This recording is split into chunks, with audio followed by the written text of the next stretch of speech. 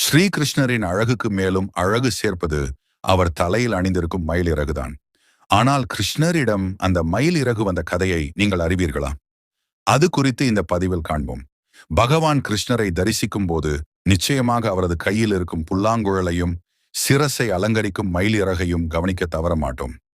தனது அழகாலும் புல்லாங்குழல் இசையாலும் மக்கள் மனதை மயக்கும் கிருஷ்ணர் தமது சிரசை அலங்கரிக்க ஏன் குறிப்பாக மயிலிறகை தேர்வு செய்தார் என்பது தெரியுமா?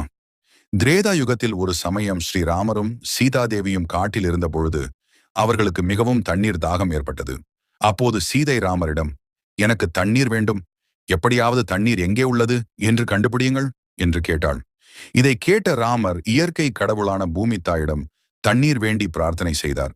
அப்போது அங்கே வந்த மயில் ஒன்று, தண்ணீர் எங்கே இருக்கிறது என்று எனக்கு தெரியும், என்னை பின்தொடர்ந்து வாருங்கள் என்று ராமரிடமும் சீதையிடமும் கூறியது.